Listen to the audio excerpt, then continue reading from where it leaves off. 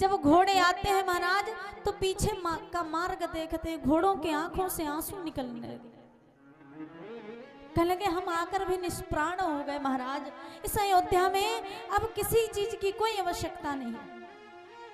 अरे कौशल्या मैया तो ऐसी हो गई जिस प्रकार कोई मछली को महाराज जल से बाहर पटक दे, वो तड़पती रहती है, तड़पते तड़पते जैसे शांत हो जाती है। कौशल्या मैया मौन हो गई, मुख से वचन नहीं निकल रहे हैं। दशरथ जी ने सुमंत्र जी से कहा कि सुमंत्र जी राम नहीं आया। सुमंत्र जी महाराज जो जिव्या है वो लड़खड़ाने लगी, कैसे कह दूं कि नहीं आया। मेरे एक नहीं कहने पर दशरथ जी का प्राण निकल जाएगा, यदि झूठ कहता हूं तो मुझको पाप लग जाएगा। दशरथ जी सुमंत्र जी के मौन को ध्यान करके याद आ गया कि राम नहीं आया है। दशरथ जी हाथ जोड़कर बोले सुमंत्र जी तुम ज्यों ज्यों चुप रहते हो मेरा धीरज खोता जा रहा है। मैं जानता हूं कि राम नहीं आया होगा, सत्य बताओ किशोरी भी नहीं आई।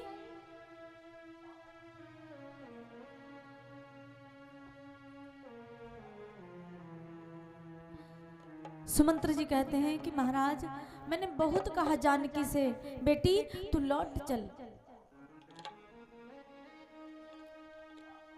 पर सीता ने जानते हो क्या कहा। दशरथ जी बोले क्या कहा।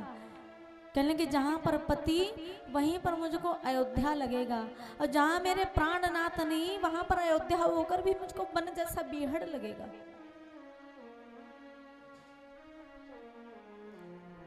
जैसे ही महाराज दशरथ जी ने सुना कि न राम आया, न जानकी आई, न लक्ष्मण आए, दशरथ जी खड़े खड़े महाराज गिर गए। आज 6 दिन हो गए मेरे राम जी को गए हुए।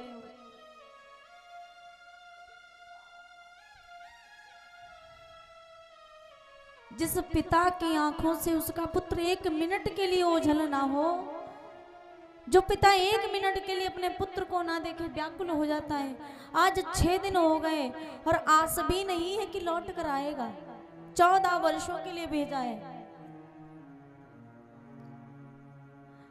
जैसे ही सुना कि महाराज राम जी नहीं आए, सीता जी भी नहीं आई है, दशरथ जी महाराज खड़े खड़े भूमि पर लौट गए, धड़ाम से गिर पड़े। ऐसी अचेत अवस्था में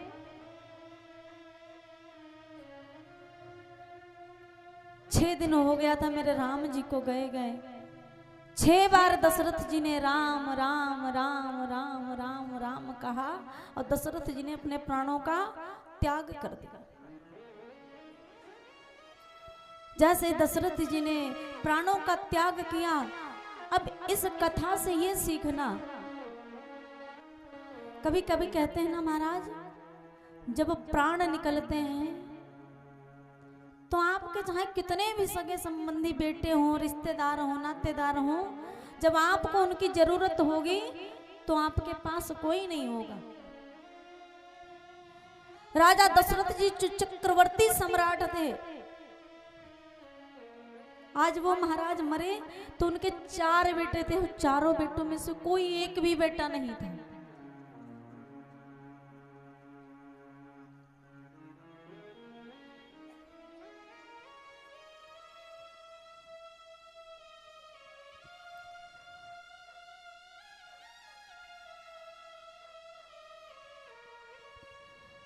दशरथ जी का ज्यों, और दशरथ जी ने अपने प्राण कौशल्या के भवन में त्यागे। कहने लगे मैं इस कैकेयी का मुख नहीं देखना चाहता।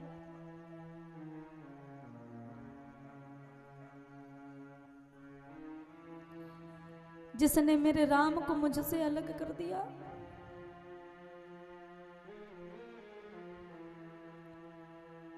आज जब दशरथ जी के प्राण निकलने लगे तो दशरथ जी कहते हैं कि अरे कौशल्या, वो श्रवण के माता पिता का श्राप आज सत्य होने जा रहा है। कौशल्या ने कहा श्राप? कैसा श्राप? कहते कौशल्या एक बात बताऊं, एक समय की बात थी कि मैं वन में आखेट करने गया, तो मैं शिकार करने की खोज में था। उसी वन में महाराज एक श्रवण नाम का बालक आया जो एक सरोवर में पानी भरने लगा, जिसने एक प्रण लिया कि मैं अपने अंधे माता पिता को 4 धाम की यात्रा कराऊंगा।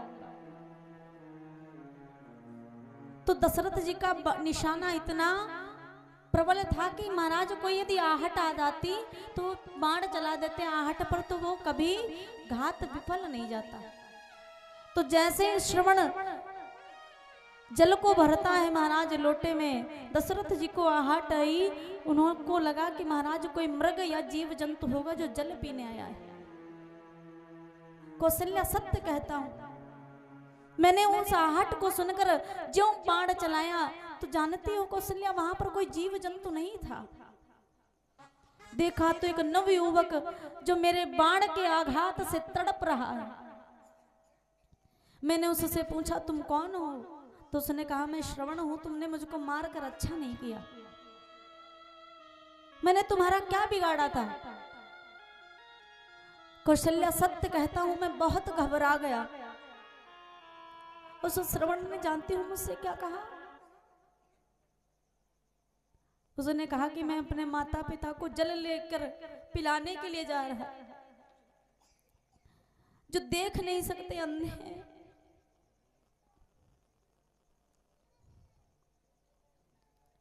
और तुमने हमको मार दिया, मेरे माता पिता प्यास के मारे मर जाएंगे।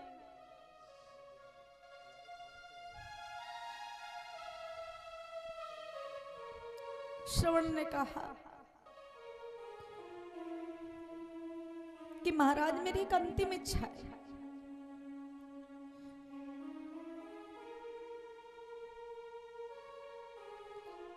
दशरथ जी बोले बताओ महाराज क्या अंतिम इच्छा है।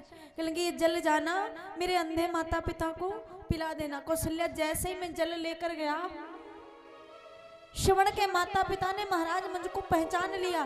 कहेंगे अरे तुम कौन हो, मेरा पुत्र कहाँ है। तब मैंने कहा मुझसे अपराध हो गया, तुम्हारा पुत्र मारा गया है। दोनों ने मेरे हाथ से जल नहीं पिया और मरते मरते दोनों ने मुझको श्राप दे दिया। कैसा श्राप कि जाओ, जिस पुत्र वियोग में हम तड़प तड़प कर मर रहे हैं, उसी पुत्र वियोग में एक दिन तू भी तड़प तड़प कर मर जाएगा। कौशल्या सत्य कहता हूं, आज उन दोनों अंधे अंधियों का श्राप मुझको खाए जा रहा है, पुत्र वियोग में मैं मर जाऊंगा। कौशल्या घबराने लगी, महाराज ऐसी बातें क्यों करते हो। सुमंत्र जी ने जैसे ही कहा कि राम नहीं आए हैं, जानकी जी भी नहीं आई है, दशरथ जी ने कहा जीने का मतलब क्या बिना राम के। 6 बार दशरथ जी ने राम राम कहा, और राम राम कहकर दशरथ जी ने प्राणों का त्याग कर दिया। देखा कि महाराज 4 बेटे होते हुए भी दशरथ अनाथों के समान पड़े। खबर पहुंची कि दशरथ जी की मृत्यु हो गई है। पूरे अवधपुर में ऐसा माहौल जैसे हर घर में कोई मर गया हो। गुप्तचरों ने सुमंत जी ने कहा जाओ, राम लखन तो वनवास गए हैं। ननिहाल में एक गुप्तचर को भेजा, दूत को, कि भरत और शत्रुघ्न जी को बताना नहीं कि अयोध्या में हुआ क्या है, और जाकर कह देना शीघ्र से शीघ्र तुमको अयोध्या में बुलाया है। दूत जाकर महाराज के कई प्रदेश पहुंचा।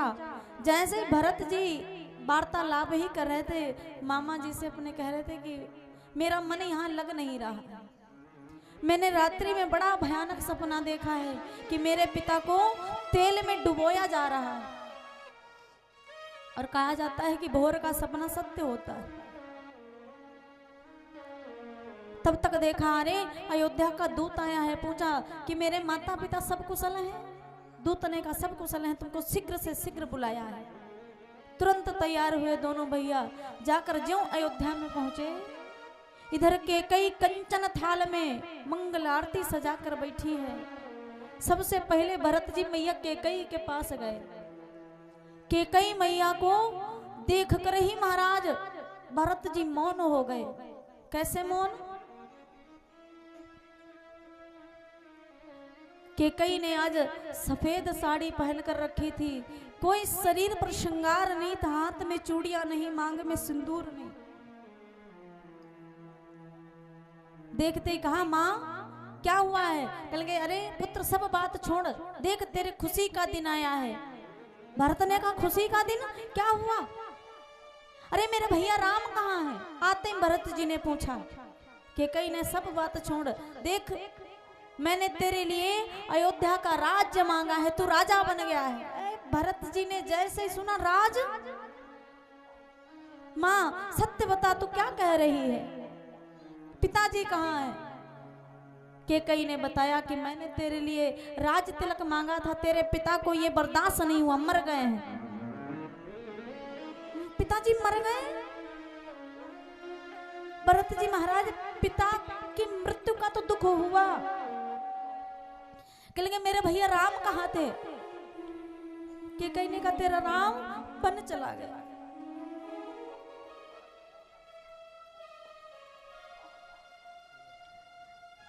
जैसे ही राम की बन जाने का समाचार सुना, आज प्रताप की मृत्यु को भूल गए भरत जी। मां भैया बन चले गए, किस कारण?